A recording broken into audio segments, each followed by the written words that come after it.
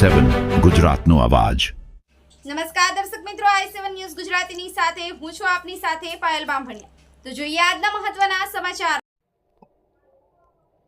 આણંદ જિલ્લાના આંકલાવના અંબાવ ટોલ નજીકમાં હોટેલ સામે રાત્રિ દરમિયાન ગંભીર આગનો બન્યો બનાવ। આણંદ જિલ્લાના આંકલાવના અંબાવ ટોલ નજીક મળતી માહિતી અનુસારમાં હોટેલ સામે રાત્રિ 2 વાગે પિકઅપમાં કોઈ ખામીના કારણે રોડ ઉપર ઊભી રાખવામાં આવી હતી।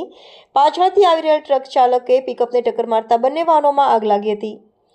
આગ લાગતા બંને વાહનો ભડકે બળીને થયા ખાક। આજુબાજુથી આવતા લોકોના ટોળે ટોળા ઉમટી પડ્યા હતા।